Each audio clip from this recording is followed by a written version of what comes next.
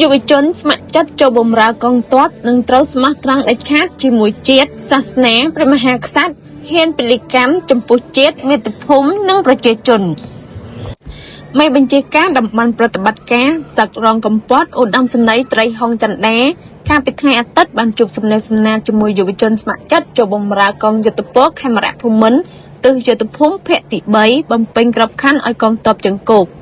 ក្នុងពិធីសំណេះសំណាលលោកមេបញ្ជាការបានរំលឹកដល់យុវជនទាំងអស់ដែលបានជាប់ឈ្មោះជាកងយុទ្ធពលខេមរៈភូមិន្ទត្រូវអនុវត្តឲ្យបាននូវបទបញ្ជារបស់សាលានិងលក្ខន្តិកៈទូទៅរបស់កងយុទ្ធពលខេមរៈភូមិន្ទជាពិសេសត្រូវស្ដាប់គ្រូឧទ្ទេសនាមេរៀនដើម្បីយកទៅអនុវត្តក្រោយពេលបញ្ចប់វគ្គ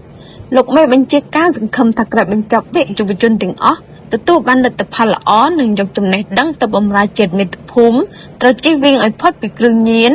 ត្រូវយកចិត្តទុកដាក់បង្កើតសមត្ថភាពរបស់ខ្លួនឲ្យកាន់តែស្ទាត់ជំនាញដើម្បីរួមចំណែកកសាងធនធានមនុស្សក្នុងជួរកងយុទ្ធពលខេមរៈភូមិន្ទនាសម័យ Digital ឲ្យកាន់តែមានគុណភាពនិងប្រសិទ្ធភាពក្នុងបុព្វហេតុពង្រឹងខឿនការពារជាតិត្រូវស្មោះត្រង់ដាច់ខាតជាមួយជាតិសាសនាព្រះមហាក្សត្រហ៊ានពលិកម្មចំពោះជាតិមាតុភូមិនិងប្រជាជនក្នុងការអភិវឌ្ឍប្រទេស